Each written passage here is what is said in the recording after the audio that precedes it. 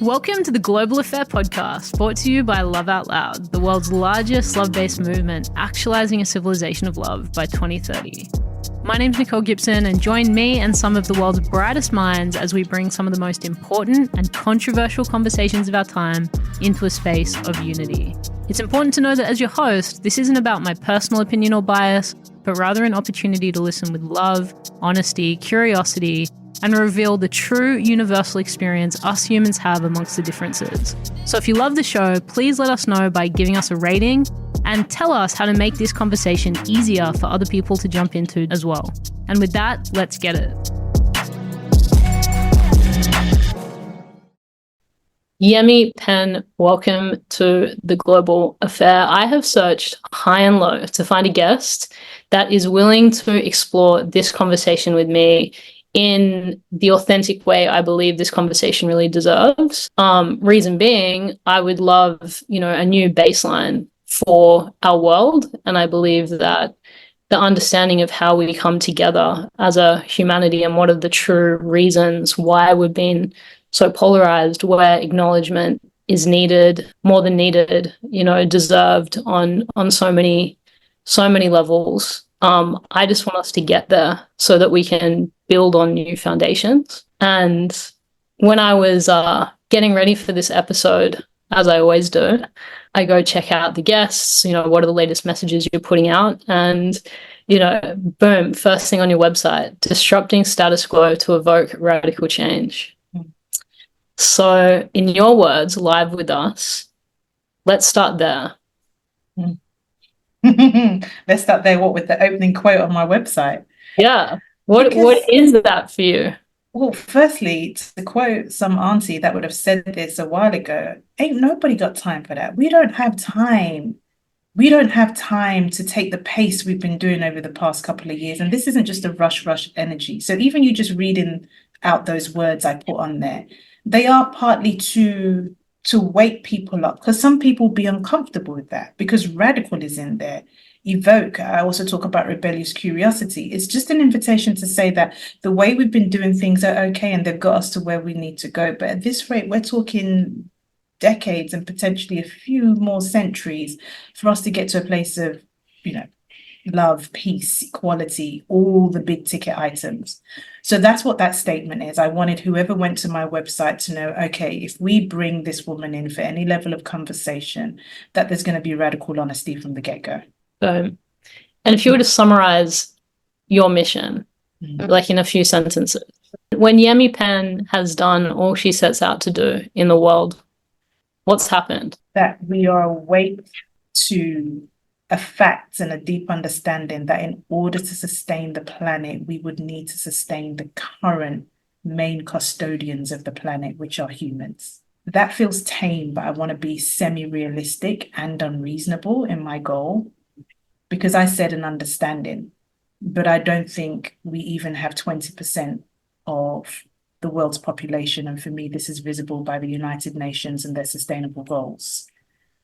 Right. That you really need to check with the humans, that if you really think the planet is going to be sustainable and all the bins and containers we have outside offices, if you think that is the main way or the only way, or that we're going to get to doing that without finding out a way to sustain humanity, then we're joking. So for now, I'm okay with just having people having that understanding. Then I'm hoping in my lifetime we can get to the work. Sustain humanity. I know when you say that, you're considering multi-dimensions of what the word sustain means. And I think a lot of people maybe hear that and they immediately go to what's, material.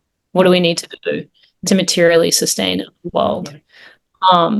Where do you go when you think about sustaining humanity? The first thing I go to is cleaning our trauma. And it's got to start with the individual. And, I love the idea of starting with the individual, but within community. So understanding that all our journeys and our experiences are different. But to sustain humanity, we're going to need to clean whatever disturbing, distressing, dirty without the shame, trauma that we have experienced. That for me is it, because it's, what's another way to just think about, I don't know, trying to cook food in a continuously dirty pot. to sustain it, to sustain your health, that you're not, you might get away with it for a little bit, but at some point, something's going to start going a bit off. Something's going to start going a bit gangrene. You're going to start feeling a bit off. To sustain humanity, you start off with cleaning your trauma. It doesn't mean you're eradicating it. I don't have enough data. We definitely don't have enough data out there in research to find out whether you can completely eradicate trauma. I'm interested in different cultural understanding of it. But for me, that's how we sustain humanity. We can talk about technology, and maybe technology might be the end of humanity. I'm currently reading a few books by some amazing humans. But once again, keep forgetting it's humans that are making it. I mean, I don't know what I'm missing in the memo. It's humans that are making it. So if we do not start cleaning our trauma and not start by pointing the finger to somebody else, but checking with us first, we have a finite time on this planet. I'm so happy that you're having this conversation with the world.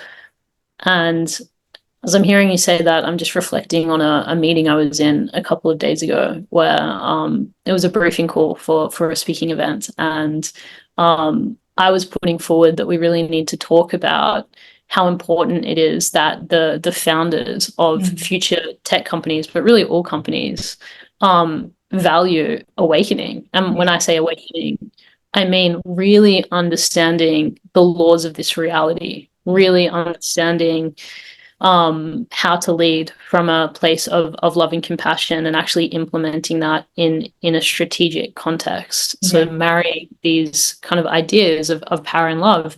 And naturally, the organizer is like, is that a bit of a bold conversation? Do people really like, what happens when you start bringing words like awakening into the picture? And I said exactly what you just reflected, which was we don't have 5 years to liberate the comfort zone of our audience. We don't, someone just needs to lead. And actually the definition of leadership is the person that's like, hey, I'm willing to make the audience uncomfortable. I mean, we haven't spoken that many times, Nick, but every time I do, I really have to ask the question, who sent you? And I don't say this, and I know for those of you listening, this isn't just, getting excited and fangirling or whatever. It's way deeper than that. That's what I thank you for as well, for doing the work. Because when you do it, you just make it that little bit easier for me and everybody else. You're right. We don't have 5 years. We do have to get bold. And I know you said the leader is the person who makes people uncomfortable. Literally just finished the session with my spiritual coach, and we left with affirmations for me, which is that I actually can handle anything. Because the issue I've been having over the past year or two is when I say stuff that makes people feel uncomfortable, I'm a little bit concerned on the backlash I'm going to get. But the news I have for me and for you and those that care is when that backlash comes, and if it does, I will know how to handle it. So for me, the leader is also the person who can now sit in the discomfort of the fact that what they say will not appease or please everybody. But who are we waiting for? Yes, right. And this is exactly, I think, where the misconception has sat for so long. And I want to really go into the conversations you have with the people you influence and the people you impact, because I think that's so important. But often at a high level, where I think this misconception is skewed is, leaders will tell themselves the story that I'm holding back to make sure my people feel comfortable or my people feel safe. But what they're actually saying is, I'm not willing to withstand that discomfort when other people are uncomfortable, or I don't have the capacity to actually maintain a safe space when that discomfort arises. And what we're seeing in the world, right, is in a multitude of different ways. I mean, in Davos, they literally just said the third biggest threat to humanity right now is a polarized society. I mean, the irony in that is a whole separate podcast. But when you look at that, what creates polarity, first and foremost, as you're pointing to, is our interiority. When we haven't, found a sense of peace and acceptance within ourselves, those projections are then externalized. And we see this massive, polarization in our world. And then we see leaders that aren't able to hold a multitude of different perspectives. Correct. You know, Oh, and actually it's laziness. yeah. Right, really, when you really break it down, because we want to simplify. Like, Yeah. okay, you're in that box. So it's like if you Correct. have progressive views, you can't have conservative views. Correct. If you're And it's also borderline offensive because Yeah. they carry that level of laziness and not doing the work. They assume the rest of the population they govern, that whoever entrusted them to govern, feel the same way. And I'm like, bruh, like, don't assume we actually want different. That's partly why we put you in power. And this is where I'm interested in the collective gaining more momentum in its voice and what it's asking of from its leaders. Yes. So take us back, because I know when people are introduced to these conversations, as you mentioned, it can bring up a lot for people. And I think one of those defenses is, well, you don't know what it's like. That's, you don't know what it's like to really lead people that have really different views, the pressure I'm under as a leader, what this really takes. And I know from our conversations, this is something you've deeply journeyed, you've deeply embodied. And I'd love you just to share kind of your journey through that, and then we can dive more into the work that you've done and continue to do. Yeah, so I mean, are you asking about my journey just as well, leadership in general, or just my own personal journey? As Yemi. This will be a summary, but it starts off like one of those aunties who's about to tell a really long story. It's not. I will summarize. So I'm a British-born Nigerian living in Sydney, Australia. Sounds like I'm running away from someone or something, but I genuinely was just running away from my own traumas, like really my own traumas. But I didn't know it until the blessing that is Australia, mainly on Gadigal land, kind of gave me the rest and the respite to figure out what's going on. And it gave me the invitation to just review the cycles and patterns that were going on in my life. And they were mainly around relationships, like loving relationships with partners. And it really, the time and the space in Australia, and the only reason why I had time and space is because I made the conscious choice to take myself out of comfortable, known positions, which for me then was in the UK with family, to a new place where I hardly knew anyone. So that gave me no choice but to either fill in the silent gaps with nonsense or just get a bit more curious as to why was this girl down under? Why am I down under with two kids at the point 7 years old and 7 months old? And that was where I started to explore different things. And I started to check things out that typically my culture or my religion at the time would have said, don't do that. So that really was then the invitation for me to figuring out, oh my gosh, there is so much more. Firstly, outside of where I've been focusing my attention, but also outside of my experiences that I don't know and I want to get to know. I think a big one for me was people. I couldn't figure out whether I liked people or I didn't like people. I actually love people. I'm just an introvert that needs space every now and again. And that's been a big part of my journey. And I know you mentioned, people will say, well, you don't know what I've been through. I absolutely don't. But there's actually also something that connects us because we all have our own individual experiences, but there's something really connected to all of it because we all live in the world, because we are all impacted by geopolitical decisions that are made. So there's already something that binds us outside of the polarization. So I want to honor and hear people for that, but actually also want to say there's another way we can look at it. And, I'm sure we'll go into it a bit deeper, but the minute I started exploring other ways of being, I started shifting paradigms. This idea of working for somebody else, the 9 to 5, once again, nothing wrong with that, but it didn't work for me because I didn't even know what my values were. And it turns out freedom is my highest value. It turns out I want freedom because I want to be able to contribute more. And I felt like I couldn't contribute more when I was in somebody else's imagined story. And that got me, setting up my consultancy and then opening up the gym. And these all feel like materialistic things. I want to be conscious when I share this. Yes, there was materialistic things, but I actually started to figure out the power I had. But the biggest thing above all, exactly, yeah, very true. The biggest thing above all were the relationships I started to repair.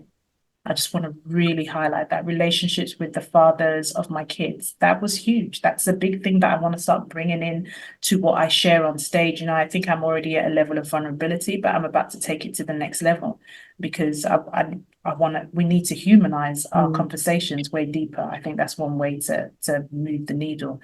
And so for me, getting curious about other ways of being really allowed me to repair relationships that I know I had a role in causing the demise. I didn't carry all of it, but I had a role. And so it was and in cleaning my trauma, I could do that. And yeah, that's brought me to where I am now, which I'm sure you will ask more about. Thank you so much for sharing the correlation between the healing process and oneness with the people that have held, significant places in our lives.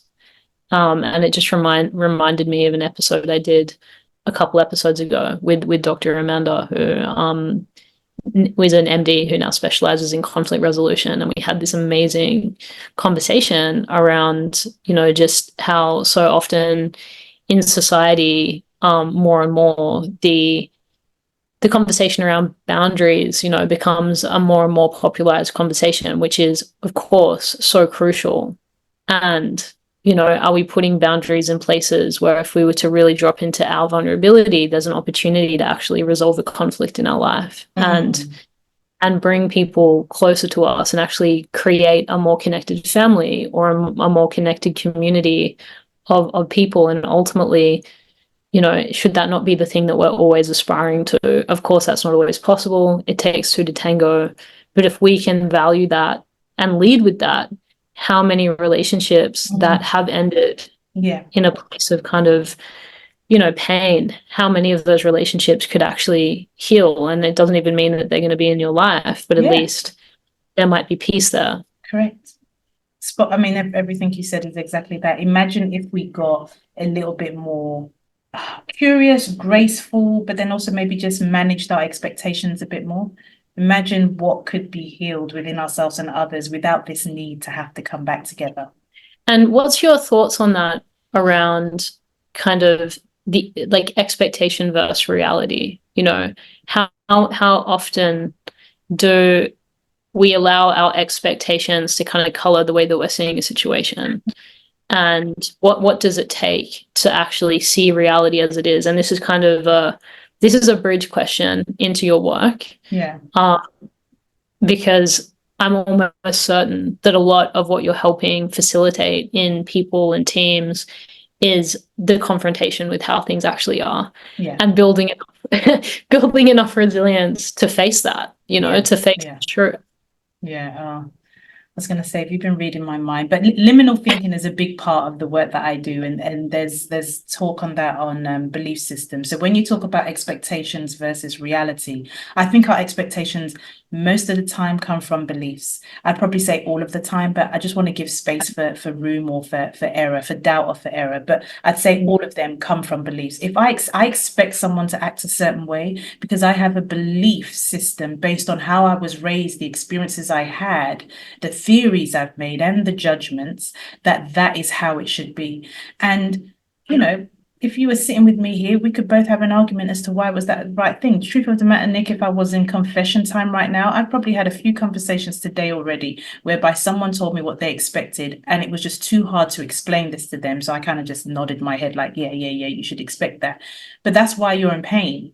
You're in pain because of your expectations of what other people should do. And the pyramid of belief from liminal thinking says we have to assume that none of us know what reality is. None of us know what reality is, because for me to know what reality is, I must know what's going on. I don't even know where you are in the world. How can I know reality if I don't know where you are right now, Nick? You don't know what's happening in the room outside. My son's with his friend. I don't know what he's doing. So, and this is local. This is local. So, and then when we have an experience with someone, we have an argument, we are so sure again that we still have reality. No, you have a perception of your experience on what happened. That person has something completely different. And so from all of that, you now have this expectation. And I know people could say, well, what do you want me to do with that? Just have an awareness. Firstly, your stress levels will be significantly less, because when something happens and you are triggered because you had an expectation, you might just check in with yourself and say, I don't have a full picture on reality. What I do have is my experience. And if you wanted to, you could have some fun and figure out, well, what could the other person or other people? What is their experience? Can I get a slightly bigger picture of reality, noting you still don't even know? That's my take on expectations and reality. But you have to suspend the ego in order to even agree with anything I've said. Right. I mean, I couldn't agree more with what you've just shared. And I myself have had this conversation with, so many people, from people I'm working with to friends to family, everything in between. I would say the number one thing that I get hit back with is, but if I stop, if I let go of these expectations, basically you're just asking me to compromise my standards. What's your take on that? The beautiful and frustrating thing about life is that it's so messy, and that we can be more than one thing. A dear friend wrote a book, and I truly say this, let me take the humor out, because people are like, no, help me solve this problem.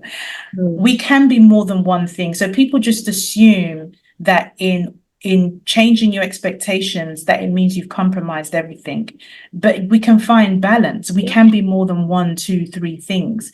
Prentice Hemphill said this best: boundaries are the distance at which I can love you and me. I'm going to say it again. Boundaries are the distance at which I can love you and me. Now, the minute we say love, we just assume it's this romantic relationship. It could be your working relationship. It could be your VC. It could be whoever. But for me, when you say compromise, yes, there's compromise, but I also think boundaries, or whatever word you want to use that doesn't trigger you, it has a distance. So we've forgotten that that's movable. And so when you say am I compromising? Are you willing to compromise? That's the first question. Figure out what you're willing to compromise and figure out where that boundary is. Yeah. So this is where I say the complexity is. But I think the minute I throw these kind of statements that, people like Prentice and other people say, people really, they love it, they gel with it, but you still have to go and work it through to see what it does with yours. I think most of our pain and discomfort in personal, professional, entrepreneurial life is our resistance to understanding that there's actually some stuff we don't understand. Right. And I find a lot more peace when I mean, to be fair, I still get frustrated, but it just doesn't carry me for long. So compromise if you want to, but also know that your boundaries can have distance for you to support you and your goals, and support whoever it is you're working with on the other side. I love that frame so much, this understanding of boundaries. And I think there's like some deeper kind of context that we can help listeners with in defining what does it mean to love you and me. And like, let's zoom in on the word love, which is what you and I were talking about before we even started the interview officially. It is a loaded word. I mean, I'm dealing with this all the time, running a company called Love Out Loud. But what if we could see love as a state of being where all is accepted, that the resistance just let go of, and whatever is allowed to be so. And I think because this really is how we're loved, like the sun isn't looking at us and thinking, you made a bunch of shit decisions yesterday, I'm going to stop shining on you. I'm going to fry you. You're either going to stop shining or I'm going to fry you. Yeah, imagine that. Imagine that. And we think we're so justified in the way that we love conditionally, so often, which is coming from our expectations, right? Yeah. And yet, as if we were to experience nature loving us in this way, we'd have a conniption. Because we have an expectation that nature's going to love us unconditionally. And actually, that might not be so true if we keep pushing the envelope. But within that, reframe, where does that take you? And I'm asking kind of the person listening to this, where do you need to position yourself in order to feel a general sense of allowance and acceptance for what is? Because if that person that you need distance from in order to love is right up in your grill, and it feels impossible for you to access and acceptance for that behavior. Well, can you accept it, 20 steps back? And can you allow that to be? And is that loving you and loving them at the same time? Oh, yeah. That's so good. You just took me back on a whole journey with the working relationship I had that and I think it's 2, maybe 3 years. It was a really painful separation of a business partnership. And the word you said that I believe I worked through then, but I've now just gone through forgiveness, was acceptance. Yeah. But in order for me to do that acceptance, I really, I talk about radical honesty, but I also talk about those high quality questions. Why was it so painful for me? It was painful for me to break away, even though it didn't feel like compromise, it felt like I was pushed out. I was willing to take it to court, and I was going to go through all of this. It would have been turmoil, but I was going to go through that turmoil because my ego needed to let him know he cannot punk me out.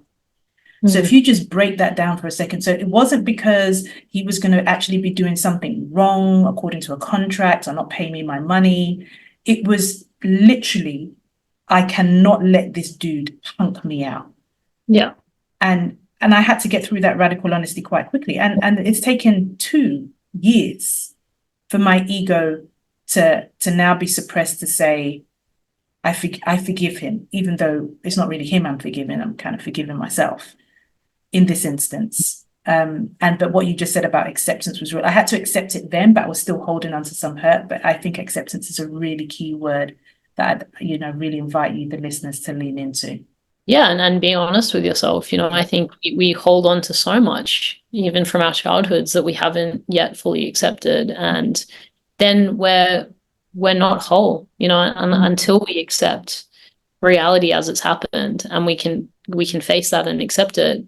We're running away, as you started to be with. We're fighting against, and this piece that I think people are really deeply searching for and craving in one way or another, conscious or unconscious.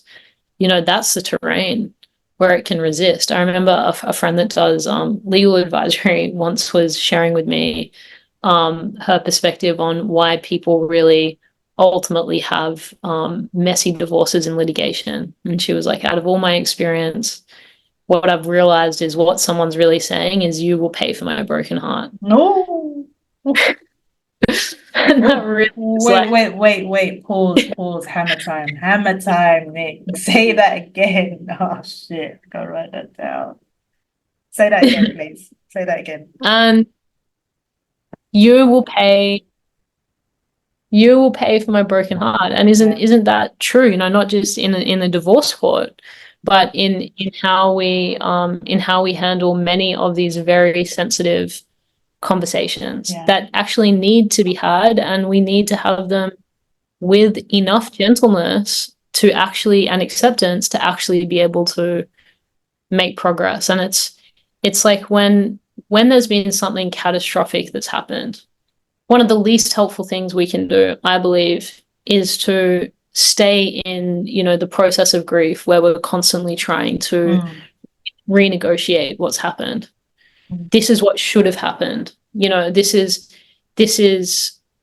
what should have happened, and fighting about what should have happened, rather than coming to a place where there's an acceptance for what is, and then there's a full responsibility taken, from everyone involved that has responsibility to take, which takes a huge amount of acceptance, I think, in some instances of conflict, to then be able to pioneer a path forward.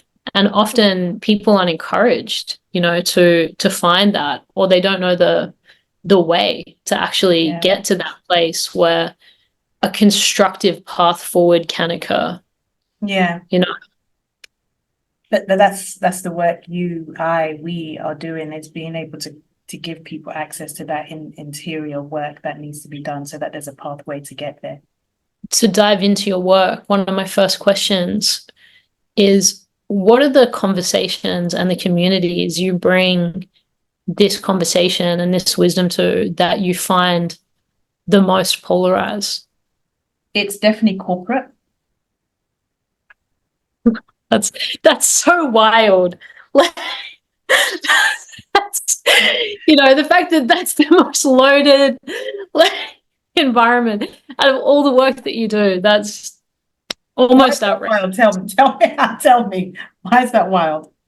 Just, because we're existing in a time where, as a culture, we have put so much emphasis on the job a corporation has to do to drive outcomes and profit. Yeah. Compared to, say, communities of people that are really disenfranchised in some way, or a conversation around cultural healing and diversity inclusion. Yeah. That, the corporate executive boardroom comparatively is where the most polarized. Absolutely. I mean, it says so much about where we're at as a world. It does. And they're the ones, building the supposed health of a country, its GDP, its ability to come to the UN or to talk in any international spaces. I think that's the reason why I keep and will continue to do the work with corporates, because at the end of the day, they are humans and people who are in there. I understand that their focus is on that profit. But it's also where the heaviest polarization, especially in the diversity and inclusion space. That's number one. And anything that talks about matters of the heart, because it just has not been fed into their strategy. It has not been fed. It's maybe it never has, but definitely just is not something that even computes.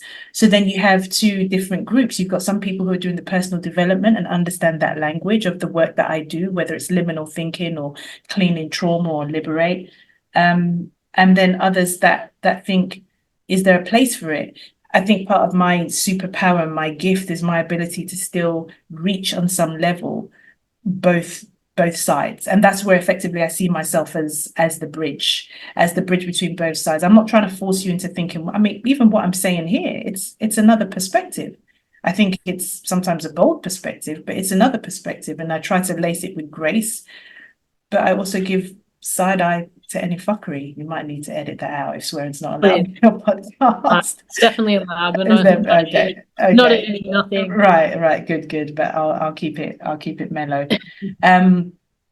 So I do get polarization within corporate, but I think that's because they're zoned in. If you're spending more than up to 80% of your working day, or your waking hours at work that has been built systematically for centuries to be a profit-making machine. Yeah, there you go. You can understand why there's a bit of resistance and polarization. How do I want to ask this question? Do you find that this becomes the most polarized when you start to challenge power? And if so, why? Yes. I want to say yes and yes, but there's only one question. Yes, definitely when it comes to power. So last year for International Women's Day, and I'm about to put a video out saying I'm happy to talk about International Women's Day, but I really need all genders in the room. Like, we can't do echo chambers no more. Have your cupcakes, no problem, but we need you all. We need you all in the room. Cupcakes will be there. The spa vouchers will be there. The real deal. Right, but I need all genders in the room. We can't do any of this echo chamber shit no more. But the one thing I pulled up that I want to be doing more of in this year, 2024, is I bring up this power and privilege wheel that's come up in my research. Really powerful. Sylvia Duckworth brought it up, and I think they're different versions of it being done. But I talk about power, and the closer you are to the middle of the circle, the more power you have. So whether you're white, male, heterosexual, cis, like it shows it. But I'm able to share it in a way so that people don't carry shame for where they are. Let's just call it what it is. Let's do the shame resilience, but then let's do the work. But the bit that it's an amazing thing to do. I just want to give a shout out to this process. Our beautiful friend Em showed it to me before. Oh, really? Yes. Yes, and that was, I actually would love, if it's okay, to put a link to that resource in the show notes. And I would encourage, I just want to give a plug for everyone listening to do it, because it really helped solidify for me the conversation that's actually, needing to emerge. Yeah. And I've got to say, there's something, my research, when we're looking at decolonizing, I'm looking at decolonizing having a decolonizing lens for lots of things. There's something in it being put in a circle that disarms you. But there's something cyclical about most Indigenous cultures. So Sylvia Duckworth has done great work in that, and it's a brilliant tool. But when I use that tool as where's your power, those who are closest to the circle, they don't even realize it, are the ones that come up with more resistance. They start off by saying, I'm really for this, I'm a feminist, or I do this, or I do that. What the struggle they're going through, it's not like harsh, like, no, this is rubbish. What they're really saying is, this is going too far, too fast, and I'm really uncomfortable because you are now attacking my identity. Their identity based on beliefs has been that they are to hold that power. They may not have known they were in there until they see that circle. They don't realize how much they were in it. But part of the resistance is because effectively we're changing it, and we are challenging their whole identity. I actually have empathy for it, but we don't have much time. So, and that's where the savagery comes out a bit. But yes, it tends to be those in power. I really want to honor you, Yam, and I hope that I'm not the first person that's doing this. For being able to empathize with that. Actually, I think that that's so remarkable and, ultimately selfless on so many levels that many people probably, including myself, can't understand. But from what I do understand, with the most humility in my heart, thank you. Creating safety, to be able to question or challenge identity, I think it's a tough gig. And then you start adding power into the mix. Yeah. And but it's exactly what needs to happen. And when you open these conversations up and you see the unconscious defense mechanism start to come into the conversation, into the space, what's your process? Oh, so firstly, I've got to put out very, very quickly that I only have the courage and audacity to do the work I do because of my ancestors and the ancestors of this land. And I definitely want to give kudos to myself as well. I believe I have help. So when that happens, the first thing I do is step out of my ego, because if I'm in my ego, I'm going to try to start responding to what they're saying with what I think based on my beliefs. So when I do that, it just allows me to drop into a compassionate place. But I want to highlight it because sometimes when people see the savage side of me, they think, oh, Yemi's not who we thought she was. No, I'm human, and sacred rage is also really okay. I just want to put it like, it doesn't want to be pointless. I heard that from Dr. Jennifer Mulan. So what I tend to do is to drop out of my ego and just listen. If they are going on a rant, I listen enough till they've done it. If they've overtaken the whole thing, then I need to step in and say, but just listen to understand, if I were in their shoes and I was saying that, why would I be saying that? On the premise, nobody's unsafe in the immediate vicinity, including themselves. I tend to then find a word or a thing that allows them to at least connect with me. Because what's also happening when they are challenging or getting really defensive is most of them have left their body, so they're not even there. So, and this is the trauma-informed lens in me. And depending, I read the room. If I'm sitting right next to them, it's something like touching their shoulder.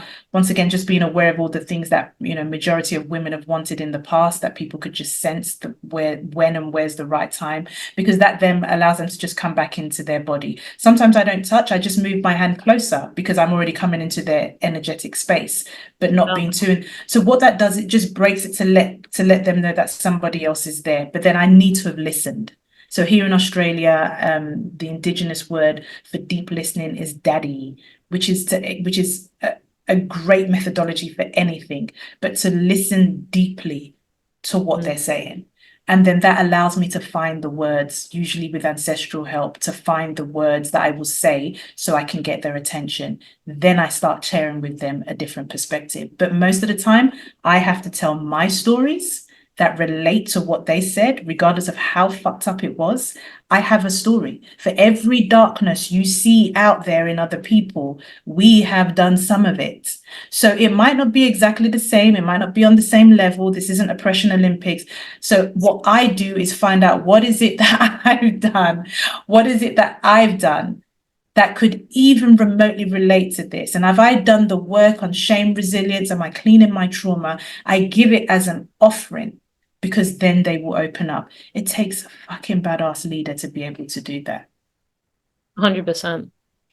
Thank you so much for sharing that. And for anyone that's kind of hasn't had this conversation before, I remember the first time I had these conversations, and it's sort of like it started to, I actually could feel things coming up from my unconscious. Yeah. And the fact that you kind of reference like disassociation, like I completely had that experience where I was like, why is this a hard conversation? Yeah.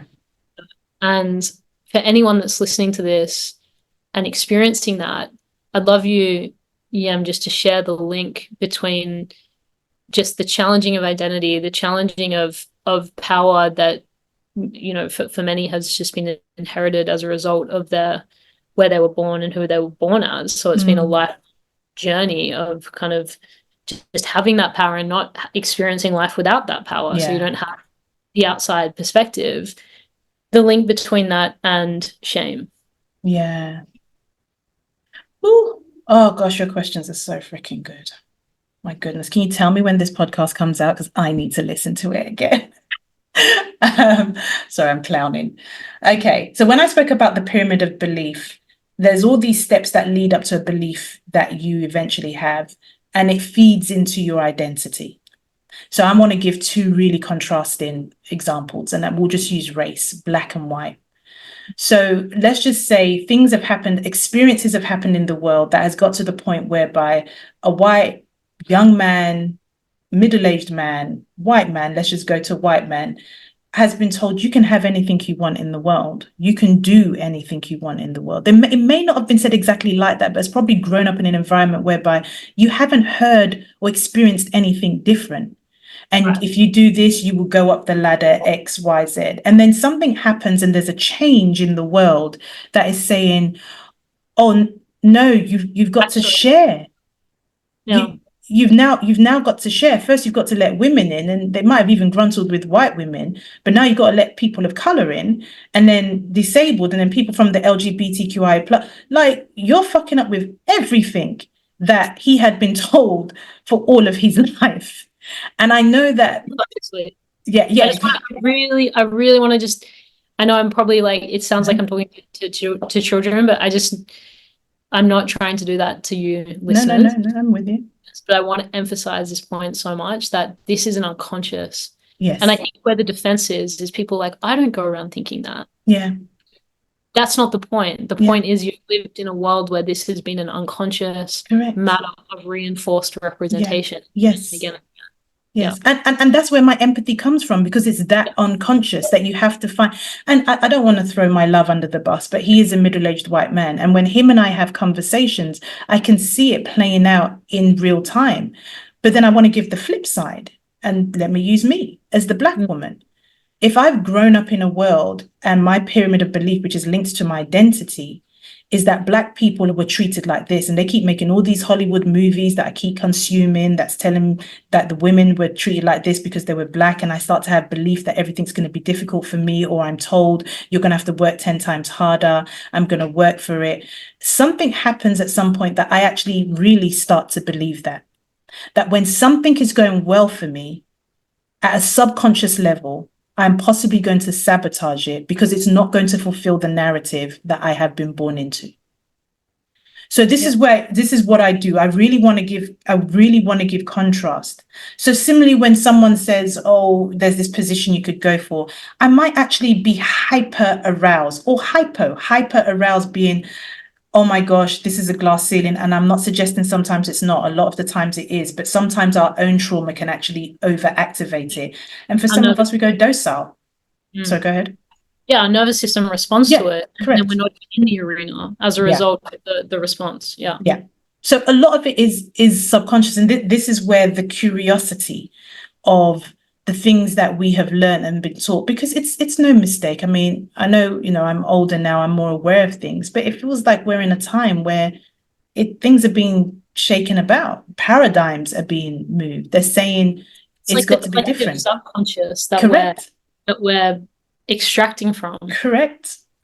And it's going to make everyone uncomfortable, but especially those in power, noting that we believe the world is currently built on those resources of money, gold, oil, crypto.